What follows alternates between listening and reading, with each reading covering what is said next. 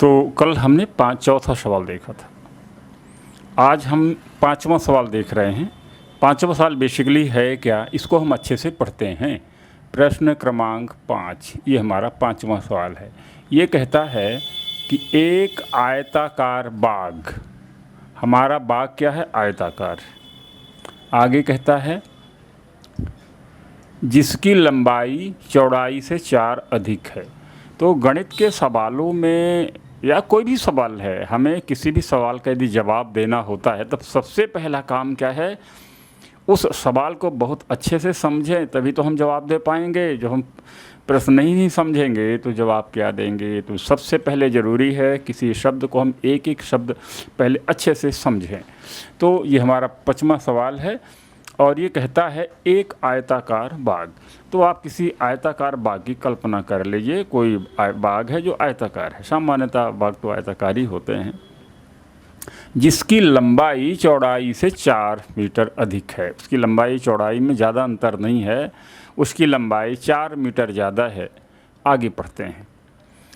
अब ये कहता है कि यदि उसका अर्ध परिमाप 36 मीटर है तो उसकी बीमाएँ ज्ञात करो।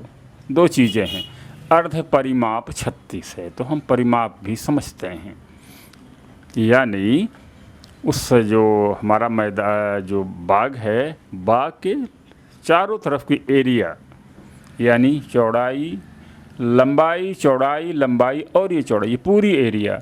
यानी यदि ये जो हमारा छोटा सा चिन्ह बना हुआ है, यदि हम इसको ये मान के चलें कि हमारा बाग है, तो थोड़ा सा कलर बदल लेते हैं।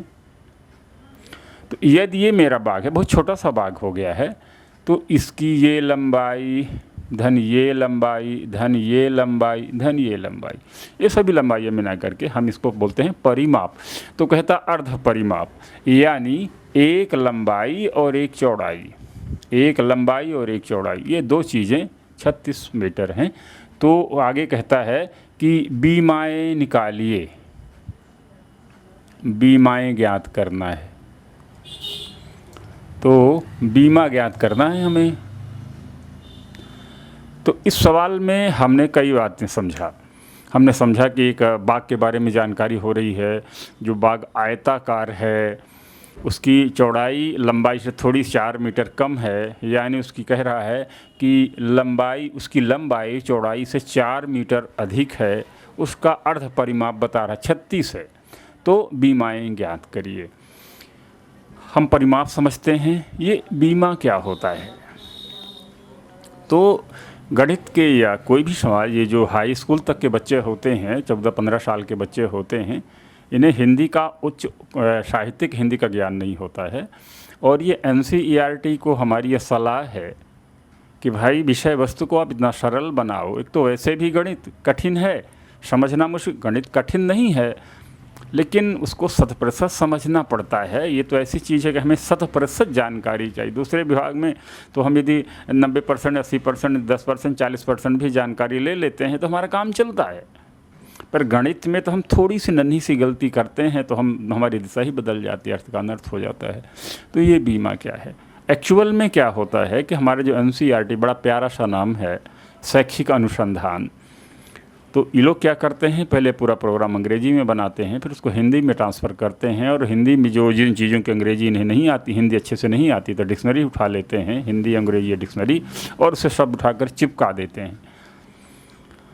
अब ये चूँकि बाग की बात हो रही है, लंबाई चौड़ाई बता रहा है, अर्ध परिमाप बता रहा है, तो आपको लंबाई चौड़ाई ही निकालनी है। या आप अंदाज़ा लगा सकते हो बीमा का मतलब क्या होता है, वो तो मुझे भी नहीं पता। तो इसमें हम आयताकार बाग है जिसकी लंबाई चौड़ाई से 4 अधिक है, अर्ध परिमाप 36 है। तो बीमाएँ ज्ञात करो। बीमाएँ ज्ञात करने का मतलब उसकी लंबाई और चौड़ाई आपको बतानी है।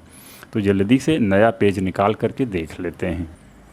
तो आप समझ लेते हैं कि एक कोई आपका एक तरह से कोई हमारा ये आयताकार हमारा बाग हो गया, और इसकी लंबाई क्या है नहीं पता, इसकी लंबाई क्या है नहीं पता, और इसकी चौड़ाई क्या है वो भी नहीं पता। लेकिन गणित के सवालों में हम पहले, या लगभग हर सवालों में बहुत अच्छा सलूशन, अच्छा तरीका है किसी चीज़ को हल करने का। हम जो हमें पूछा जा रहा है उसको हम पहले से मान लेते हैं।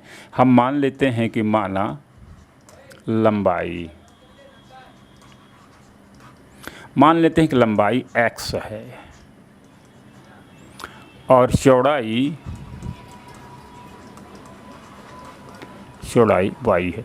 तो यदि हम उस बाग की लंबाई चौड़ाई का अंदाज़ा का हम कल्पना कर लेंगे, मान लेते हैं कि लंबाई उसकी x है, चौड़ाई y है, तो हम अब आगे इस लंबाई चौड़ाई के हिसाब से आगे काम सरलता से कर सकते हैं। तो हम इसको देख लेते हैं। तो आपको मत कहना है कि x लंबाई है जो और लंबाई और x लंबाई है और y हमारी चौड़ाई है। सवाल कहता है कि लंबाई और चौड़ाई बराबर नहीं है, क्योंकि आयताकार है, आयताकार तो बराबर नहीं होता। और तो ये x जो है y के बराबर, हमने बराबर लिख रखा है, कंफ्यूज नहीं होइएगा, x y के बराबर नहीं है। वो कहता है कि लंबाई जो है उसकी y से 4 ज़्यादा है। तो यदि हमें लंबाई और चौड़ाई बराबर करनी है तो जाहिर है y में आपको 4 जोड़ना पड़ेगा। तो आप जो है यहाँ इस y में 4 जोड़ दो भाई। अब उस दशा में आपकी लंबाई चौड़ाई बराबर हो जाएगी। अब लंबाई चौड़ाई यदि बराबर हो गई तो क्या होगा, हमें एक मिल गया प्यारा सा समीकरण। अब इसको थोड़ा हम वाइड कर लें तो और अच्छा रहेगा।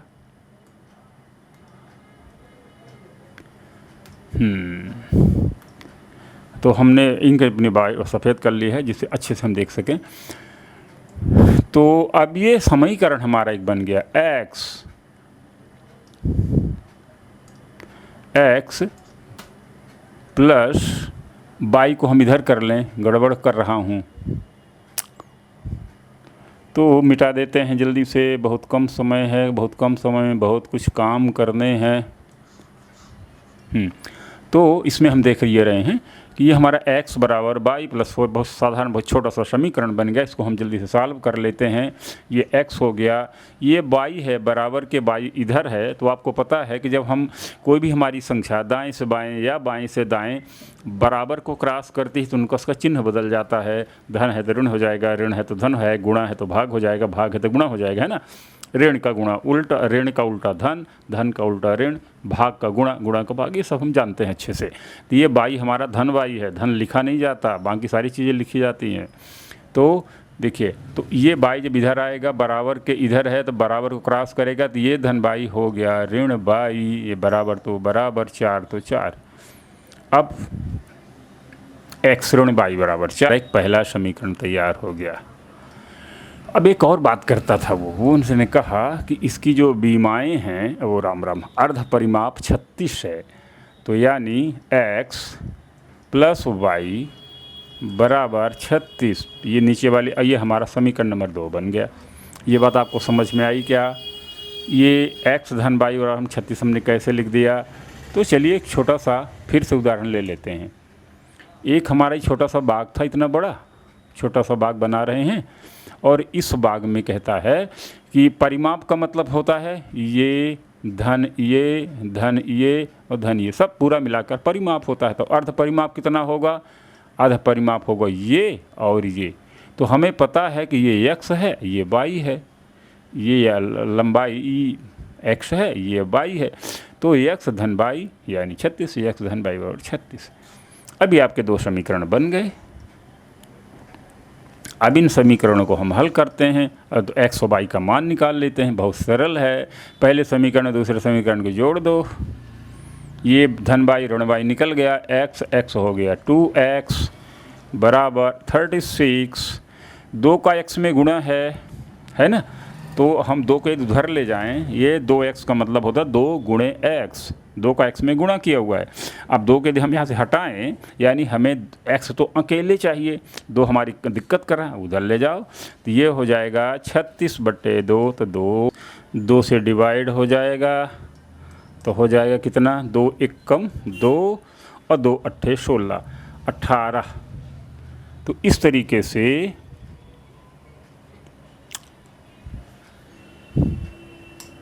हमने देखा कि x बराबर हो गया 18। अब आपको पता है कि जो अब तो y क्या होगा? तो आपको पता है कि लंबाई 4 ज़्यादा है, कितना? 4 मीटर। तो इस 18 में 4 मीटर घटा दीजिए तो आ जाए हमारी y यानी 14 4 18, तो y बराबर हो गया 14। तो इस तरीके से हमारे जो आयत है, इस तरह से आयत था, तो ये जो है 1 हो जाता है, ये 18 है और ये 14 है। तो इस तरीके से ये हमारा क्वेश्चन सॉल्व हो गया। अब हम अगला क्वेश्चन देखते हैं अगले वीडियो में। तो अगले भी वो छोटा सा वीडियो था, छोटा सा क्वेश्चन था, वो राम इसको यहाँ लेना था। तो हमने अभी आज देखा क्वेश्चन क्रमांक 5, एक आयताकार बाग देख लिया जिसकी लंबाई चौड़ाई 4 अधिक है, अर्थपरिमाप 36 हम कैसे निकाल लेंगे। अब अगले वीडियो में हम ये देख रहे हैं कि एक समीकरण है, ये कहता है एक रैखिक समीकरण है। समीकरण क्या है, समीकरण को देख लेते हैं। ये है समीकरण, ये हमारा पूरा सवाल है जिसमें एक समीकरण 2x + 3y - 8/0 दिया हुआ है। अब ये कहता है कि हमें एक और समीकरण ऐसा बना दो कि इन दो समीकरणों का जब हम कंपैरिजन करें तो पता लगे कि वो रेखाएं, तो हमें क्या चाहिए, हमें एक ऐसा समी चाहिए, एक समीकरण। ये प्रश्न क्रमांक 6 पर हम बात कर रहे हैं। प्रश्न क्रमांक 6, तो ये प्रश्न क्रमांक 6 कहता है कि एक हमारे पास, हम आपको एक समीकरण दे रहे हैं, ये समीकरण दे रहे हैं, तो इसके संगत एक और समीकरण बनाओ जिसे दो समीकरणों को जब आपस में कंपैरिजन करें तो ये स्थिति बने, रेखाएं प्रतिच्छेद करें, समानांतर हो जाएं या फिर संपाती हो जाएं। तो हमें 3 समीकरण बनाना पड़ेगा, प्रतिच्छेद के लिए अलग, समानांतर के लिए अलग और संपाती होने के लिए अलग। तो आपने पिछले जो समीकरण देखे हैं, जो हल देखे हैं, a1/a2 बराबर b1/b2 c1/c2, यानी इनके जो हमारे जो अचर राशियां हैं 2, 3 और 8, इनको हम आपस में इनके अनुपात निकाल करके ऐसा बनाएंगे। हमें एक ऐसा समीकरण बना देना है, उस समीकरण, उन दो समीकरणों को कंपैरिजन करें तो प्रतिच्छेद वाली ग्राफ बने। फिर इसी के सामने एक और समीकरण, दूसरा समीकरण बनाएं, जो उस समीकरण और वो समीकरण समानांतर बनाए। और फिर हमें एक तीसरा समीकरण बना के देना है, जो वो समीकरण और हमारा तीसरा समीकरण के जब हम ग्राफ बनाएं तो रेखाएं संपाती हो जाएं। तो ये चीज़ आप समझते हो, है ना। प्रतिच्छेद करना समझते हो, गुणा, प्रतिच्छेद करने का मतलब होता है गुणा करना, है ना। ऐसा एक समीकरण ऐसा जाए, एक दूसरे के ऊपर जाए, जिसको हम संपाती बोलेंगे, और समानांतर तो हम समझते हैं ये है समानांतर। तो देखिए हमारा अगला वीडियो और समझते हैं ये वीडियो कैसे बनेगा। ओम अक्षरम ब्रह्म परमम। हाई स्कूल क्लासरूम की निशुल्क ऑनलाइन क्लास YouTube पर लॉगिन करें और पाएं सभी विषयों का सलूशन।